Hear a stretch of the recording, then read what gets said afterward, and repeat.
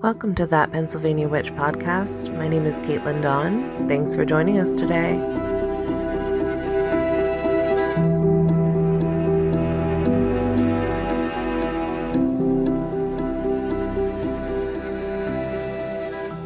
Hello, and thanks for tuning into That Pennsylvania Witch for our Samhain episode.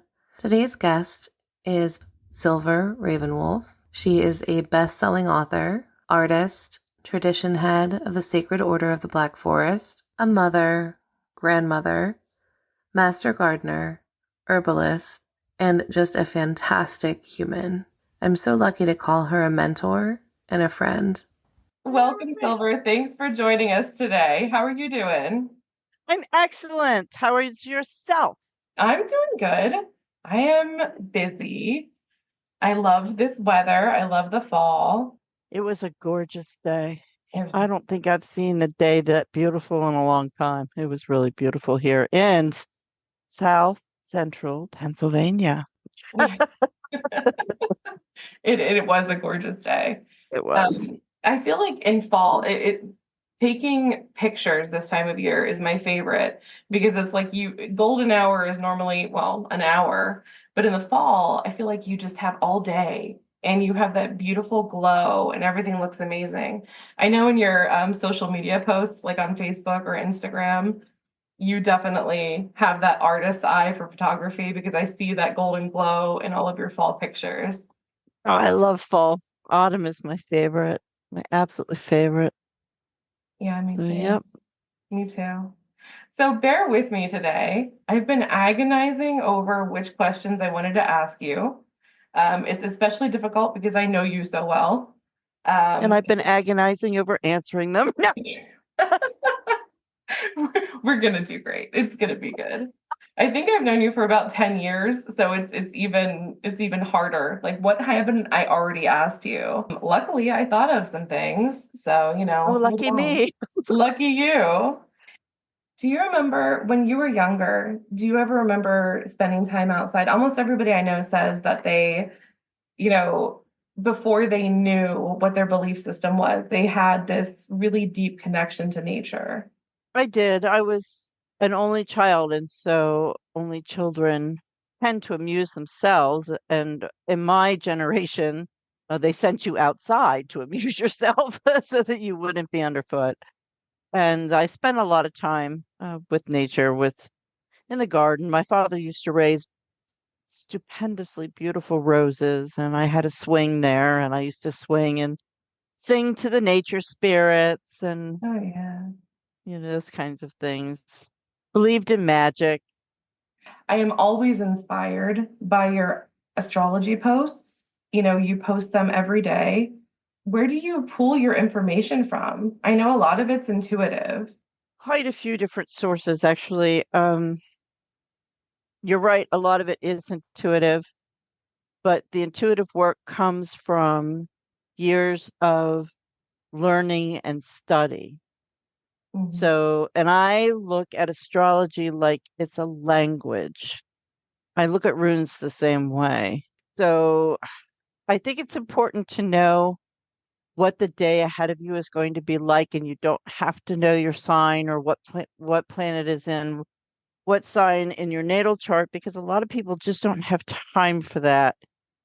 So something quick and simple that they can read each morning says, okay, the landscape is this today, and I have some opportunities I could take advantage of. My reading of the day is a little different than other individuals because I am a firm believer that you create your own reality. And I think that people who are giving intuitive information have a great responsibility to keep that information as positive as possible. I don't appreciate gloom and doom. Yeah. When people speak to me, I really don't appreciate that. And I don't think it's fair. I think that I study the human mind a great deal and behavioral aspects. And I truly believe that the more of us that can talk to each other each day in a very positive way rather than setting people up in a in negative circumstances will make the world a better place. Oh yeah, I think if you read kind of those, they're fear mongering. Right, There's a lot of people now that will create short videos, they'll talk about the doom and gloom aspects of some planet. And while there can be, learning opportunities that some people might consider negative or stressful, I completely agree with you. I think that we all do have a responsibility as magical people to try and set people up for growth rather than setting them up for panic. Um, right, no matter right. no matter how, how many likes or subscriptions you might get if you do set them up for panic. I think that that's one thing that I really like about your posts is that integrity that you walk in. It's important. I think it's sad, honestly, because I've noticed that, if some of the people that say very negative things, they get a lot of attention. And I think that's so unfortunate, not for them personally, but for the mindset that those people are in. That means they're in a negative mindset and they're looking for something to feed that negativity. So Sure. every morning I sit here and I have my cup of tea or cup of coffee after I've taken out the dog, sit there and I use the WinStar program. That's how I can see, where the Yeah. planets are and that kind of stuff. And I also love Robert Hand's work. So anybody that's interested in studying astrology, I'm sure they would love anything that he had written is just marvelous to educate yourself on the subject. You've given me a lot of insight over the years. I love I love everything about your social media platform because you're true to yourself. I mean, again, and I can vouch for that. You're true to yourself. But I really like how much you set people up for success. I mean, you're encouraging, you're non-judgmental. I love your great release program. Do you think you'll be doing that this year? I am going to do that this year, and I'm Ooh. going to, I have and every year I have to do it a little bit differently to keep people, interested. So I've been thinking about it all summer long. I have things all set up for it, which you'll see shortly, and I'm pretty excited about it. I I think it's a wonderful program. It's free. I mean, it can't Yeah. get any better than that. It's free, and I hope it's very motivating. So, yep, It we'll be is. doing it again this year. It is motive. You've been doing it for a while. I think before I knew you personally, I was following you and I did that whenever you would publish it.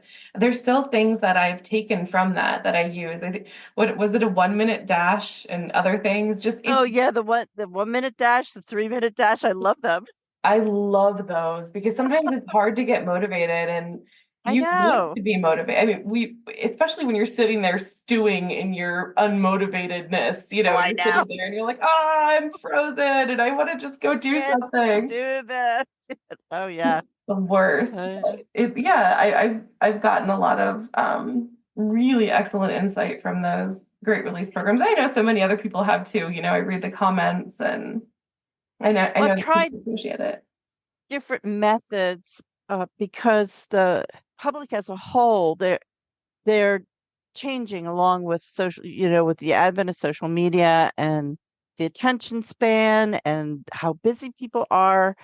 And so a lot of these things you're changing. You can't stick with the old models. You have to expand and try to flow with, what's going on around you.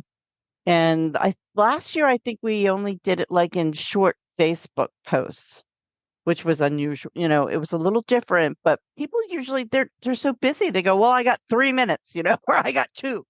Yeah. I And think TikTok has affected because they watch a video and on to the next one, watch a video and on to the next one. So it's interesting to try to be competitive yeah. for for their attention. So yeah. Yeah. And it is funny because TikTok, like you say, it's almost addicting. I think some people get addicted to the short burst of dopamine, watching the Right, short right. videos and scrolling and scrolling. I do. Mhm. I do enjoy TikTok. I like some of the aspects of it, but I also think that there's a lot of marketing out there that you don't realize is necessarily marketing versus, real tangible information. Right, exactly. Yeah. Yeah. Hey, I'm a sucker for cute animal, Oh yeah. pictures and stuff like that. There's a guy that walks around with three cats. He takes them on planes and things. It's so funny.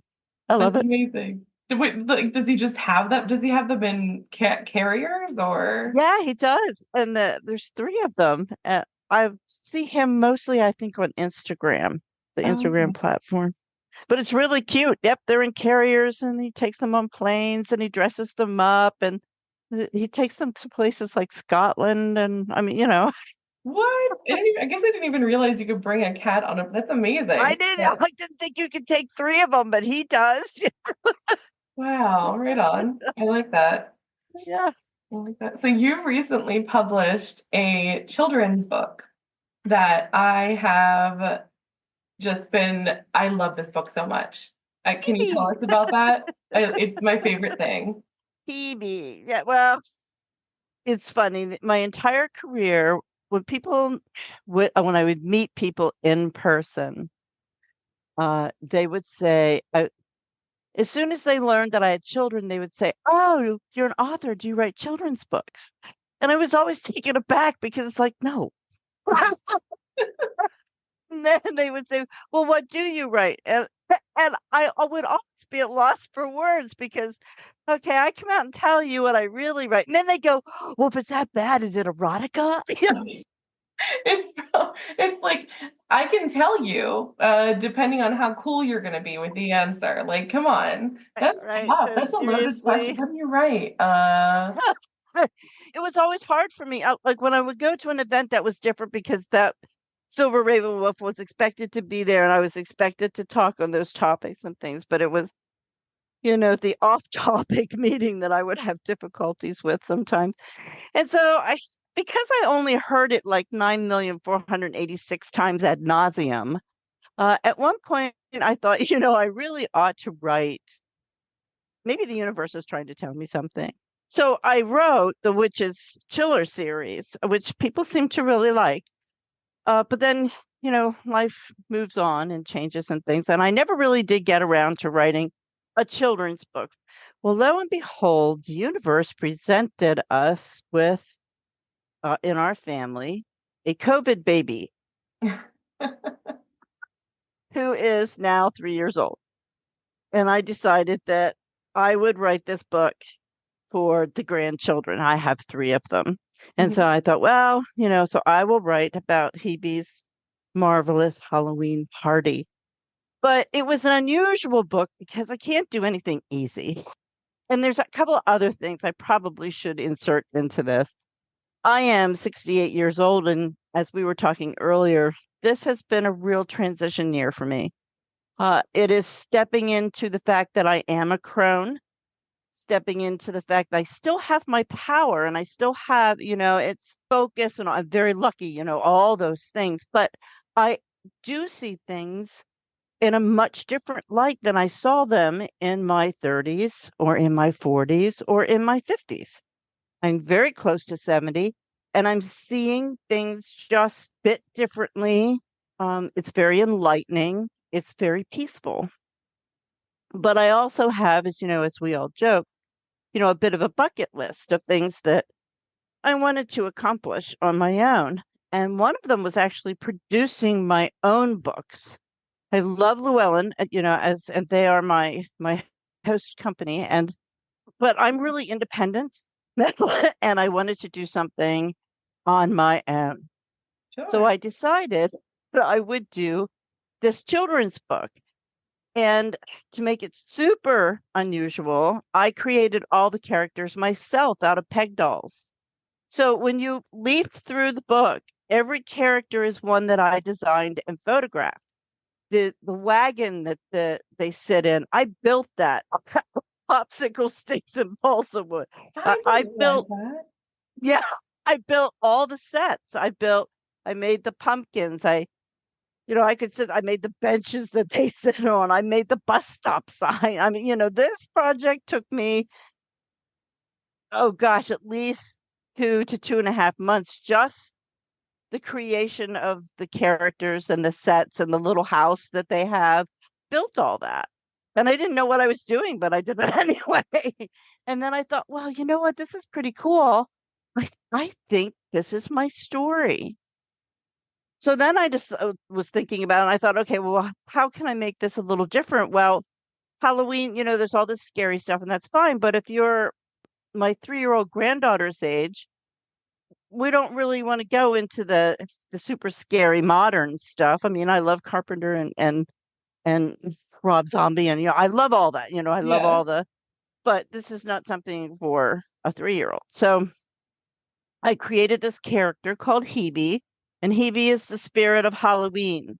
And Hebe comes once a year to spread Halloween love and joy. So that was one theme of the book. So Hebe's purpose isn't to frighten people or to enhance their fears. Hebe's job is to bring laughter through the parties and the costumes and the lights and the carving pumpkins and the happiness. And then the second part, which is of the book, which is a little second bit of a plot, is even Hebe is afraid sometimes of new things or new people. And so Hebe meets the swamp monster. So, all of us throughout all of our lives wrestle with fear, wrestle with doing something new, maybe, or seeing things differently, afraid that our lives will change too much. Sometimes we're just afraid of change. So in Hebe's case, Hebe was afraid to meet the swamp monster because he thought maybe the swamp monster might have eaten his kitties. I love the swamp monster. That'd be cool. Yes. But the swamp monster, yeah, he's a vegan, so it's fine. So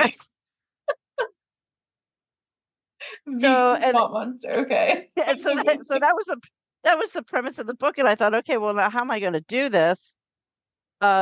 So I used Amazon KDP, and I taught myself how to do. So my entire year this year was learning new things. I really pushed myself to learn new ways of doing things, and I have the greatest respect now for a lot of people who have created their own books on KDP and other platforms like it. It's a lot of work. Yeah. It's a lot. It's a ton of work. But the best day ever was the day that I finished Hebe and I uploaded it. And if anybody ever has any questions, let me tell you that there were some technical problems, but I did figure them out. But I couldn't find it anywhere on the net either. I had to figure it out. And I Yeah. used magic to do it. Too funny, right? So that was Hebe's book. And I realized, the book is only going to be popular, during like Halloween, the month of Halloween. I get that. But I had the most marvelous sense of accomplishment and completion the day I hit that button and it said, your book has been published. And it was like all the hard work. It was like I did it. I Yeah. did it. So, and then from there, I went to doing a rune book because a circle member said to me, "Why aren't you doing anything with the runes?" And I'm like, So I actually created a workbook. And the funny thing is, back in my late 20s and early 30s, I designed, before we had all these wonderful computer programs and things, I designed all kinds of research books and papers. And I was really into it. I had like all kinds of templates for people to use. I was really big on that. And when I actually submitted some of my books early on to Llewellyn, a lot of the work was in template form, like fill out this form or use this form. Model at the time didn't accept that kind of work, so they would change things. I thought, I always liked doing this. And so that's what I did. I created this workbook that no matter who your teacher is, no matter what book you read, or who you think is right or who you think is wrong, you can use this workbook in your studies. So the first part of it is for people that really don't know a whole lot about runes. Mhm. They can refer back to it. And then the second half of it is your study. Like whenever, I don't know about anybody else, but in our group, usually we would sit there for a year and you would study like the tarot cards or the like a card a week or the runes, or choose a rune every two weeks or something like that. And so you can use this workbook as your own private journal.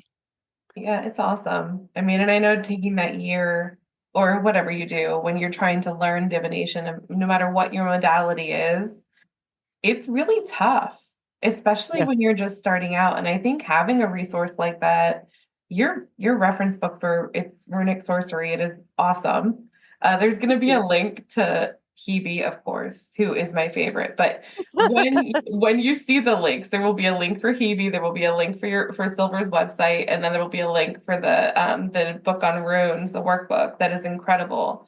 I got one for all of my students, but I just really like your teaching style, and it really shines through in that book. I hope you create more resources like that because I I think plan to over the people, winter time. Yep. oh, that's awesome. Yeah, I have a couple in the hopper that I'm working on. So, of course, because I did Hebe, and at the end of Hebe, I mentioned a castle in which you saw the castle on the weekend. See the So I content? spent the last 2 months building the castle.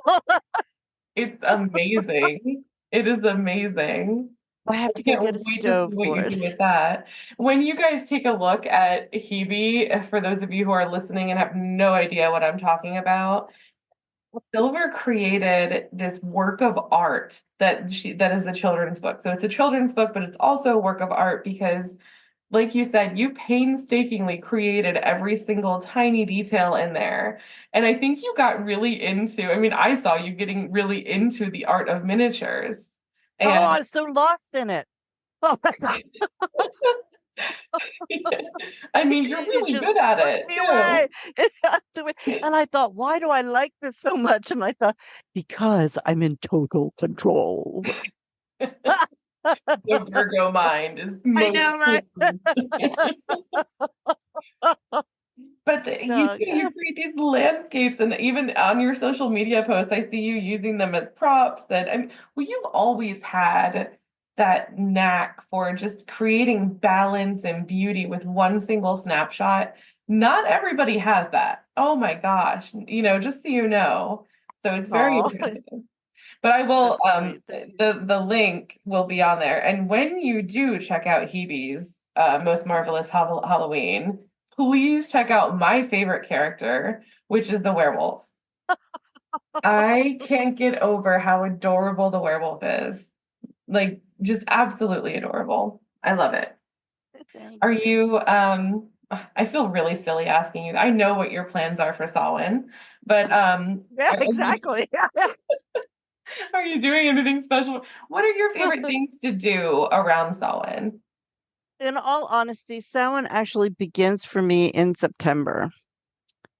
And that is because I am into astrology. I don't consider myself an expert, but the precession of the equinox, because of the precession of the equinoxes, that's why it currently falls where it falls. But originally, thousands of years ago, when people celebrated these types of final harvest, it was actually earlier. It actually began in September.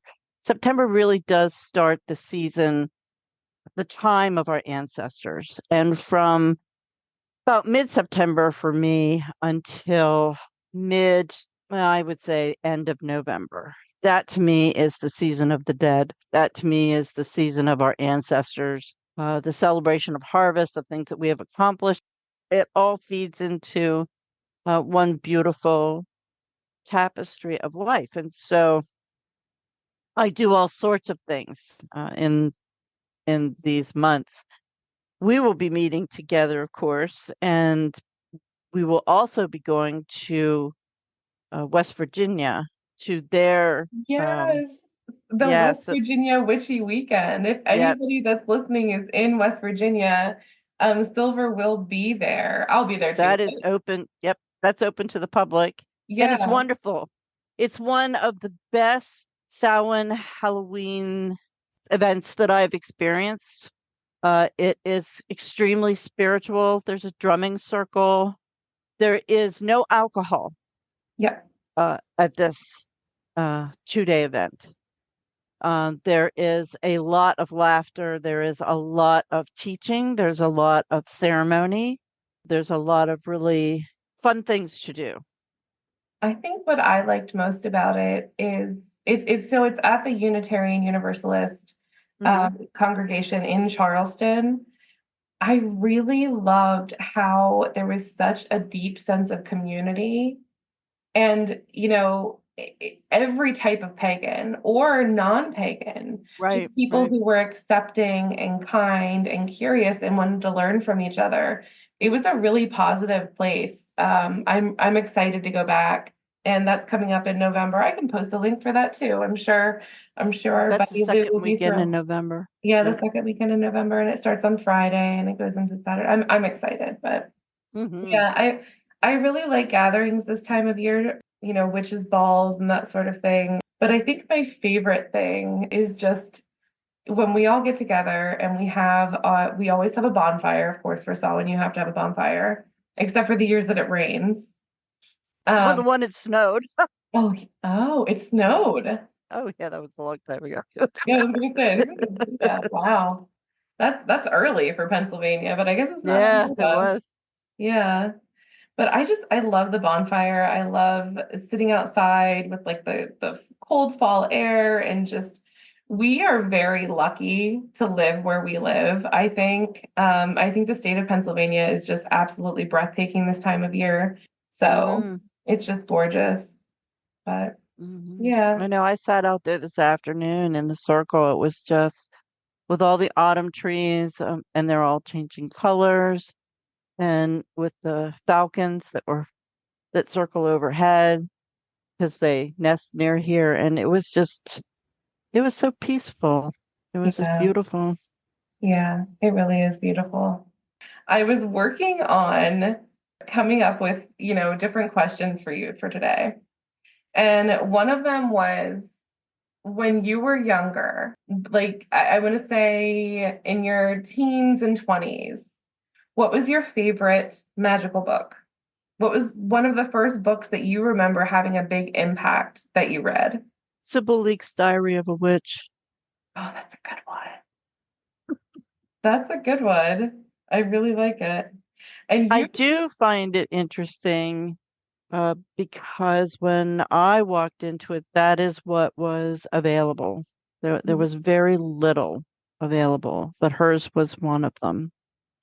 And there were some new age authors. Court Casey was around and some others. And then, you walk into the next era, yeah, where you've got Scott Cunningham and you've got Raymond Buckland and, all these amazing individuals. And of course, we can't forget Lori Cabot, who is still with us, still teaching, still vibrant. And I have a great respect for her. So it's very interesting to watch the era and how the practice has changed. yeah, You know, there's no more meet me in the glen at midnight yeah. garbage. That's pretty gone. I do But I like how much growth has occurred. hmm. I Hmm. think that that's awesome. And I really do like hearing from all of these different perspectives. I mean, you can go out now and you can find witchcraft books I think I was at Rite Aid. Was Oh it yeah, I Rite know, Aid? right? I was like, what? I turned around and I was like, what is it? I'm trying to pick up my prescription and I'm just Like this wandering is around and I can't believe it. Because I remember it was slim pickings. I mean, amazing. It was when Slim I was growing Pickens. up in the 80s, Yep. going to the library, the only thing I could find was in the anthropology section, Right, right. or, which was helpful. It was a really good baseline to start off. But yeah, and I don't know. So that's a really good first book that I like that. I think so. My first book was to my very first book was Margot Adler drawing down the moon. Right. And that was the only one I was able to get at my local library that was even witch adjacent.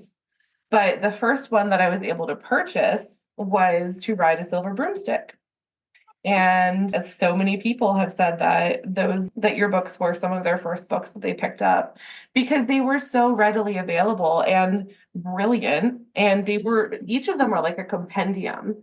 I love your writing style because it is like just sitting with you at your kitchen table.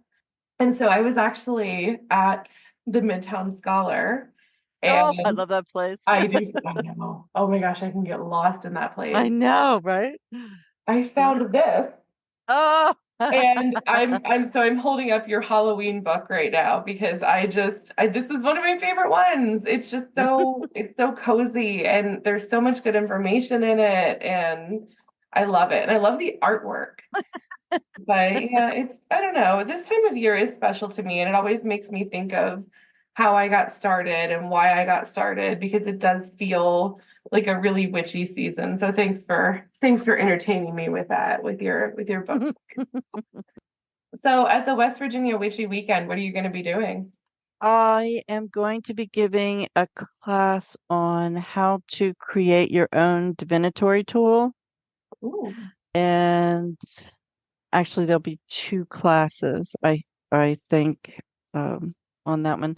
And then, of course, we're going to do the healing circle, which is my absolute positive favorite thing to do wherever we go.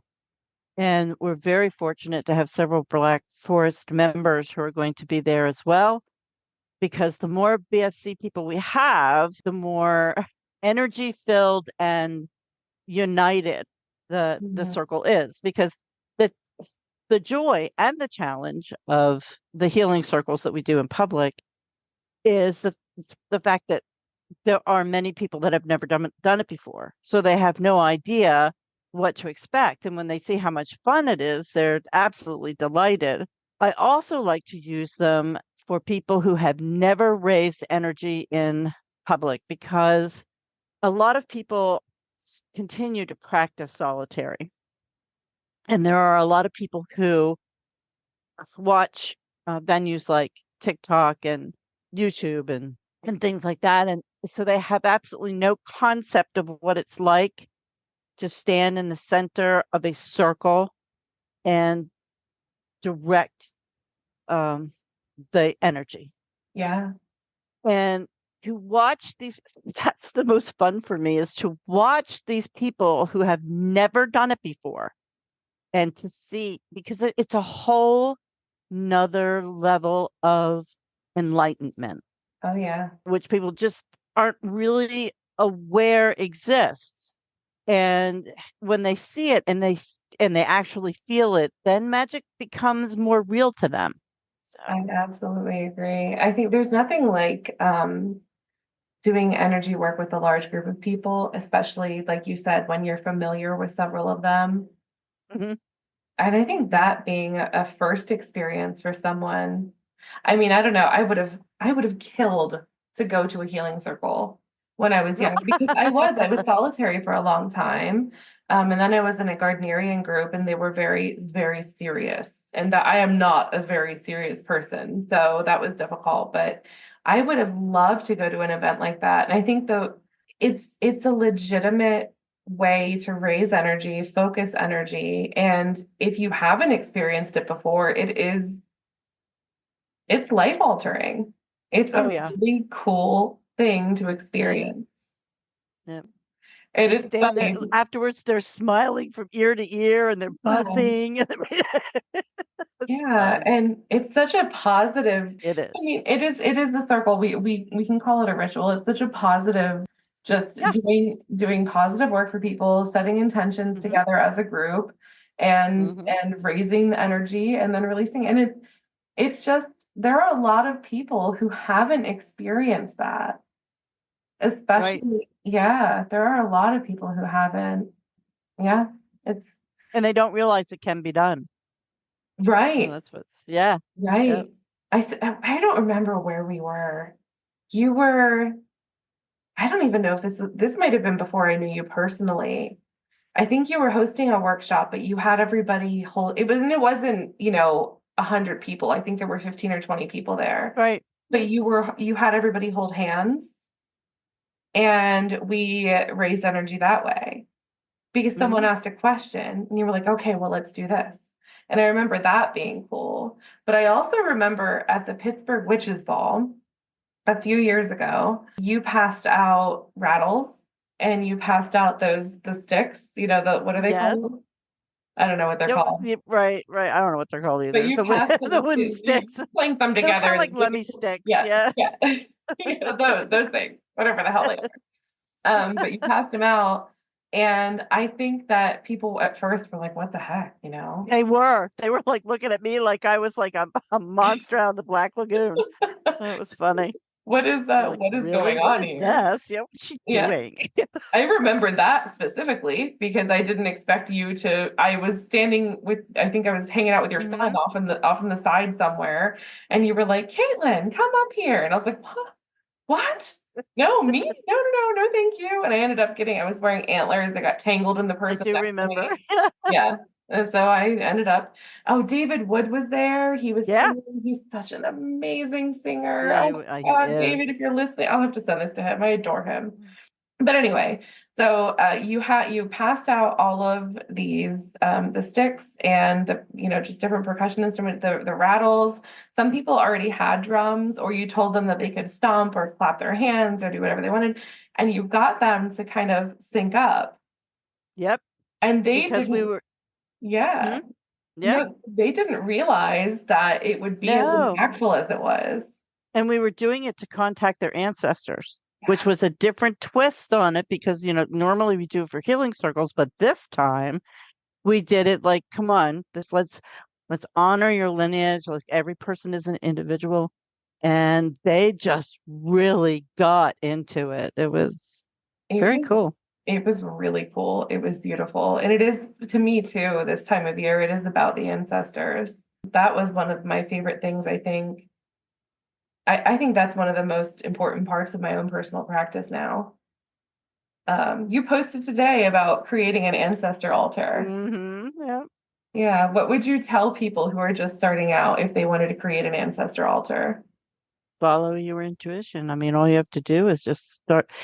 If you just let yourself start working on it and don't overthink it, just and don't if you the biggest question I get is, well, Uncle Harold hated Aunt Martha. Should I put them on the same? No. No, don't put them on the same right now. You can put them on like different levels and mainly because the conflict is still residing in you. So if you work through the conflict, then maybe at some point in time you'll go, oh, that's, I can do this or I can do this. So a lot of it is your own intuition. That makes The sense. only thing, and I do agree with so I've talked to a lot of people from South America and from Mexico who also have ancestral altars because I like to listen to every culture and hear what they have to say, about what their beliefs are. And I really do agree that animals should be on their own altar and people should be on their own altar. And some people say, well, the animals are my children, and that's fine. Yeah. But the human area and the animal area, many of us believe are, although they overlap, they're also separate and have their own power. But I mean, it's entirely up to you and how you feel about it. That's one of the ways we teach it. Because I think if you put too many people on it right away, then everything gets confusing. So, and we also tell people not to put the altar in their bedroom if they can help it, because you're going to have a lot of dreams and your ancestors are taking notice that you're noticing them. And so you may not be sleeping really well because they have things they want to tell you. Yeah, you don't So, want the Aunt Harold or the Uncle Harold feud to continue in your bedroom when you're trying to get some sleep. exactly, I think that's a exactly. really good point. That's a really excellent perspective because it's not that maybe those two people didn't get along or this family didn't get along. You're questioning it. You're Right. faltering, and there's a reason Right. for that. And there's a reason for that. So let's Yeah. work through it. And it could be, you need some kind of family healing or you need personal healing, who knows? Yeah. So, I would love to hear what your favorite magical herb is. oh, geez, I Louise. know it's probably a really tough question. Well, it changes for me given what I'm learning. So as I learn, my favorite herb can change because right now the one I really enjoy working with is jewelweed Oh yeah. because it removes poison. It mitigates poison anyway, is one of its functions, but it really seems to like me and I really seem to like it. Yeah. Yeah. I Well, also like mugwort. oh, I love mugwort. I know, Doesn't right? jewelweed, so I know jewelry, it grows in abundance near where we are, Hmm. but it grows near poison ivy normally. So they say, which is why I usually use gloves Yeah. to, when I when I go to gather it, and I usually wear long pants because Yeah. in our area it's in a swampy place. So I usually use, sturdy shoes, long pants, and gloves to make sure that I gather the right thing. Yeah, we talked a little bit about, you know, what you like to do this time of year. You're an avid gardener. So are you still, is there anything that you're still growing at this point, or did you take everything down already? I mean, My herbs will last through Thanksgiving. Usually for okay, Thanksgiving dinner, I can still go out and get the sage and oregano that's uh, awesome. that I use now. Past that, I'll be covering them up. This has been a really weird fall and very dry. Yeah. So I let a lot of things in the garden longer than I normally would have. I just actually took out the lemon verbena last week. I Wow. mean, yeah, well, we have the herb fest. Everybody comes. That's one of the reasons why I grow all the herbs is so that I can share it with coven members. And then we have what's called an herb fest where everybody gets to take some because not everybody likes to garden, and not everybody has the time. So, yeah, there are a lot of herbs that we use in magic that we have here that we can share with everyone. I love So, Fest. Hmm. so usually we cut most of the stuff down by at that time, and that's usually second or third week in September. But this year, because of the way the weather was, there were some plants that we left in for a Yeah. while. Yeah. So It's so strange. I mean, this year was an odd year for weather because normally tomatoes are done in I still have September. tomatoes. I I still still have have them. tomatoes too. I was going to ask you. Yep. It's crazy. Yeah. It's Yep. so Now my strange. pumpkins didn't do as well. I'm an avid pumpkin grower, just so you know. I love pumpkins. It is my absolute very, very favorite thing to grow. I don't Yeah. know why. I just think it's really cool. I love to just watch the orange. It's so neat to me. So, and then It's every beautiful. year I kind of do something special because I like to grow the smaller ones, and I like to see the look on the children's faces when they go to find the pumpkins, when they search for them in the vines, because I'll go, oh yeah, there's several in there, and then it's like they're coming up with treasure. It's really cute. I had the same thing this year with the littlest granddaughter, Yeah. and yep, and and then everyone she found, she drew on. Yeah. I think pumpkins are, I have tried to grow them many times. The only time I was successful was when I accidentally grew them. They were volunteer pumpkins. They came out of my compost. Go figure, right? I tried to grow them many times. Yeah, I'm learning how to garden. It's just there's a big learning curve, but I love the relationship you develop with the plants. Oh yeah. Yeah, Yeah. you can hear them talk to you. It's a slow, like I said earlier, it is a slow process. You just have to be open to it because I couldn't grow anything. And my father was the amazing gardener. And he's in his 80s and he couldn't garden anymore. And so I took it over for him. I didn't want him to feel that something he loved was gone. So I wanted him to be able to still walk in the garden. So I learned. Yeah. Yeah. And with the help of my teenage sons at the time, who actually dug out the beds because they were getting pretty bad. So, Nice. That's what teenagers are for. It's helping with the back breaking stuff. So they were absolutely. happy to do it. That was good. So Mhm. I know that you still make the oils, yes, and I know that you make magical oils and you infuse them and you harness the energies or work with the energies of different planetary alignments. Do you have anything yes. coming up that you're going to make? You'll have to watch my website, whispermagic.com, or my Facebook page or my Instagram page, because I do let you know about a week ahead of time. Because what happens is I'll be sitting here and all of a sudden, like spirit will tell me, okay, this is the one. Because not every alignment do I make an oil. I Yeah. only make them when there's something really special or unique about the energy pattern.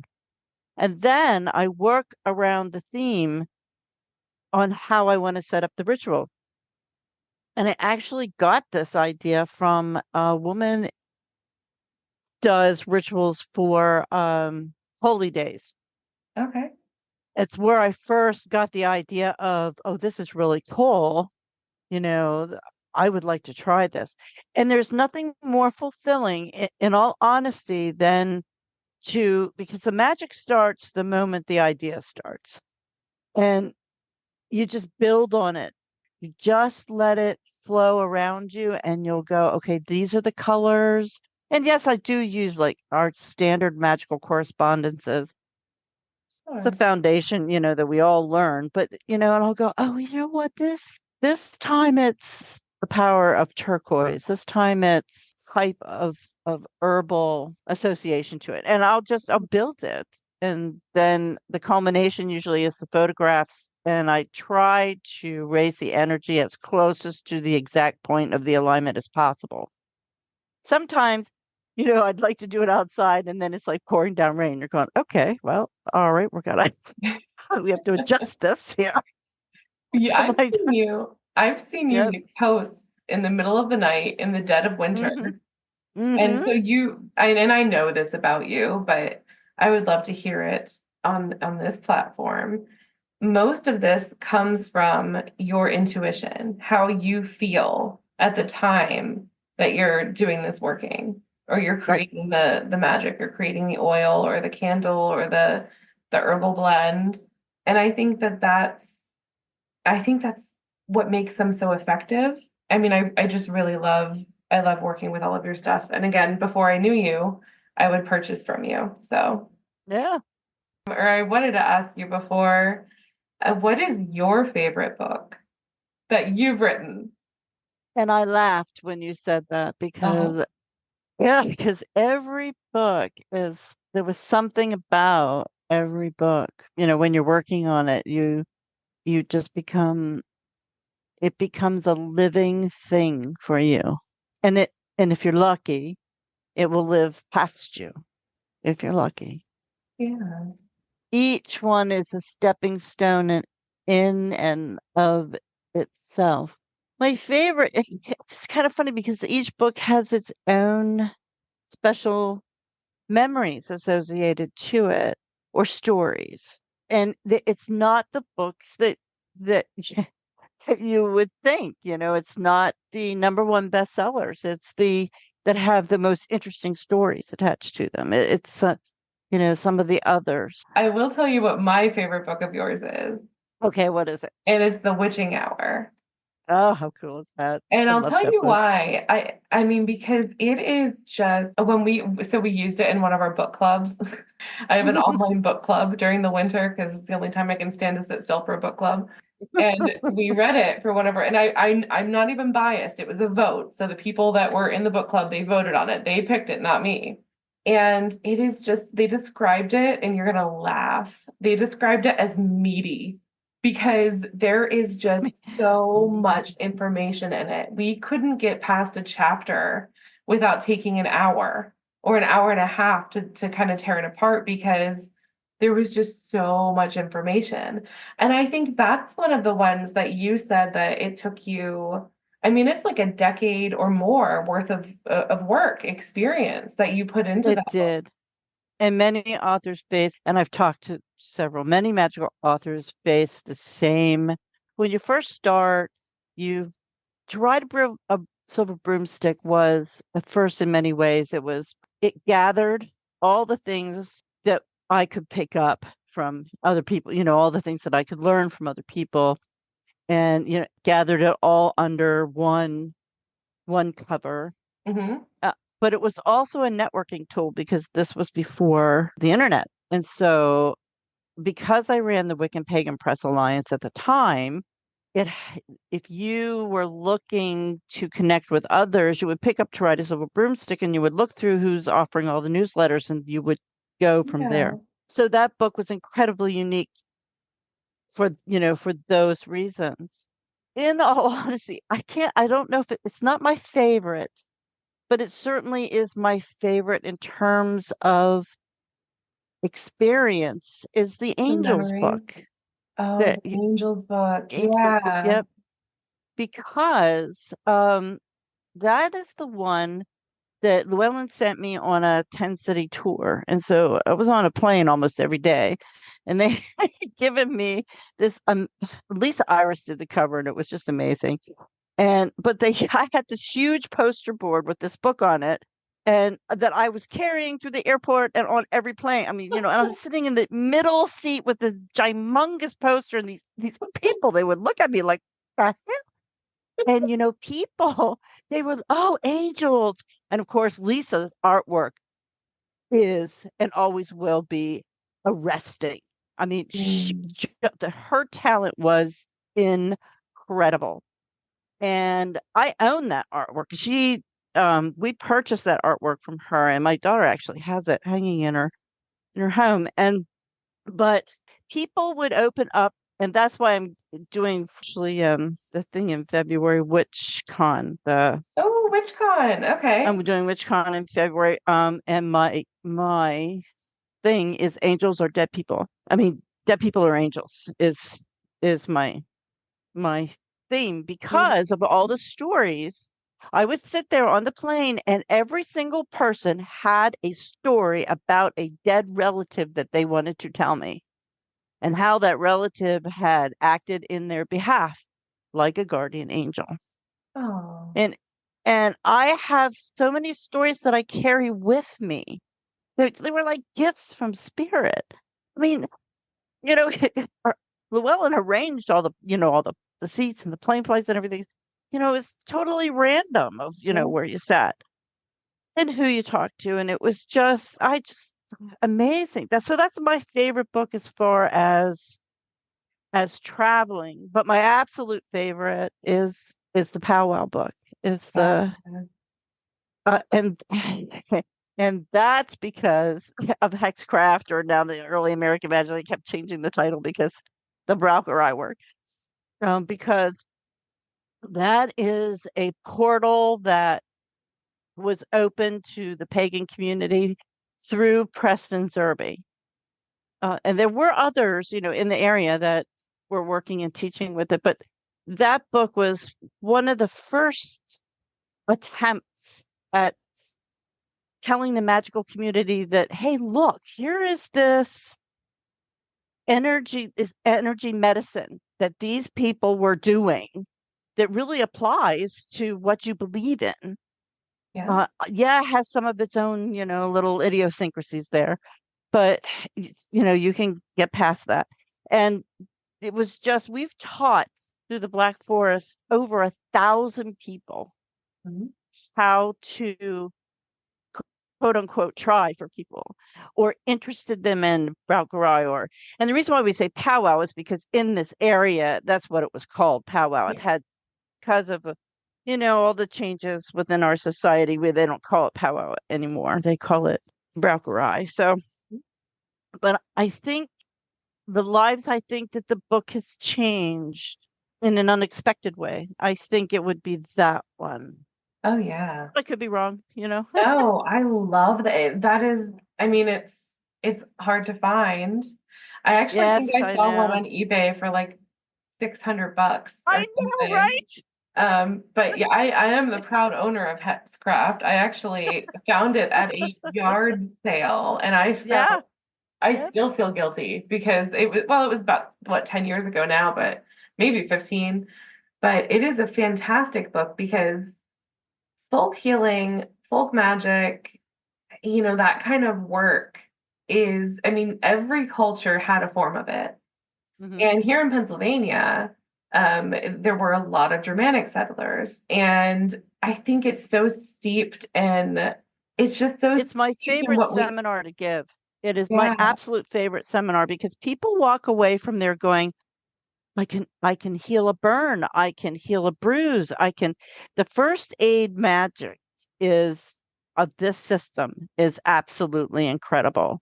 yep, And when they understand that they don't have to be a particular religion, that it is an energy medicine, it is a system, yeah, and it's something that anyone can do, to me, that's really fulfilling. oh yeah. Um, Well, and I think that exactly, you put your own faith into the work that you do. So it's similar to, physical witchcraft or any other folk magic at all. Your books are great, and hexcraft that's the version I have, not the not right, the other right, one, but right, yeah, they're right. I great. get you. And I think I it's get so it's just fascinating to trace the history back. It's just Yeah. fascinating. Well, and you also have the influence in it of the Native American, Yep. um, the indigenous peoples of this country, because when the Germans came over here, they didn't have, some of them the High Germans brought their plants with some of their plants with them, but a lot of them didn't. And so when they associated with the local Native Americans, they learned a lot about uh, the energy healing that the Native Americans were doing at the time. So you can definitely see some crossovers in some of the methods and some of the techniques. Yeah. I've read stories about the exchange of information Hmm. and plant knowledge and with the local indigenous people and the Germanic folks that settled in this area. And I think that that's really beautiful. It's fascinating. I know that I am lucky to be in Black Forest because during the pandemic, you were so wonderful. You arranged for many different authors and practitioners to come and talk to us via Zoom so we wouldn't all go absolutely batty because it was a really tough time, It especially when was a tough time. we were all Yeah. sequestered and just life was completely different than we had ever known it to be. Hmm. And there were a lot of us who really looked forward to that because you kept us going through the pandemic via Zoom, and we had a lot of really awesome authors. And I And not think, a single one of them said no. I was so impressed. I mean, we had oh, Jack Montgomery, we had Patrick Donmoyer, yeah, we had Robert Schreiber. oh, yeah, Robert Schreiber is wonderful Yep, we too. had him. Yeah, Oh, Matt Aaron yeah, was sweet enough to come on and talk to them. So we had a rune master that someone knew.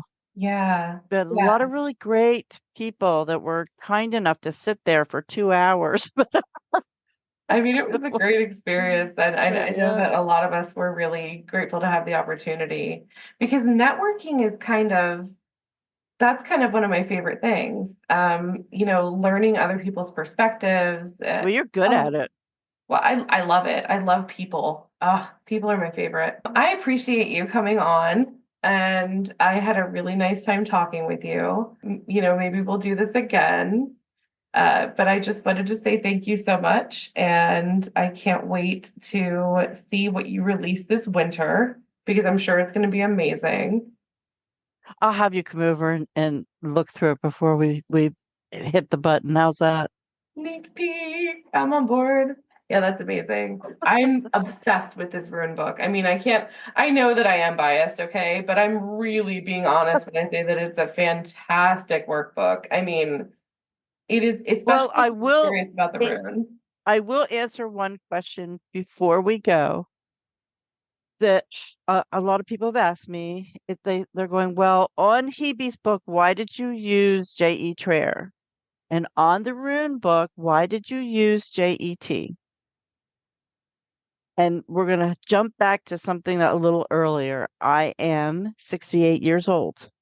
When I first started writing, I wrote under Janine E. Traer. And I was successful with the things that I did. And then I, chose the Silver RavenWolf route, and that was all part of the process.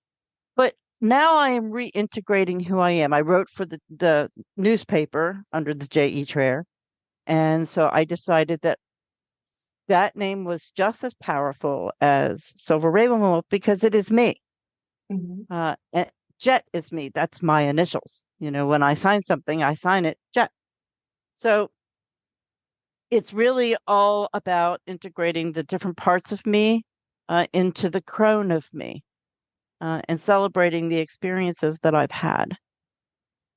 So that's my answer to that question. I love that. I love that.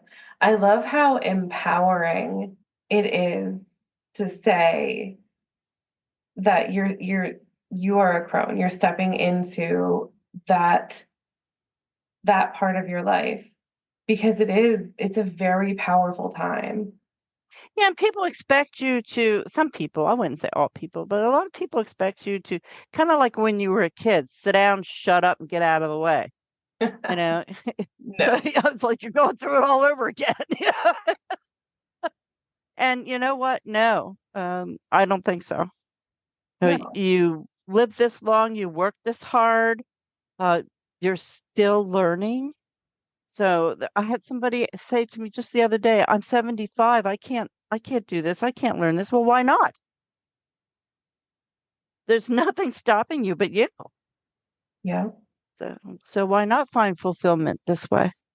And why not encourage others to keep going? Do not go and sit in your house and shut your doors and watch television all day long. Get out there. Yeah. Get yourself a bucket list. I love that. I love how empowering that is.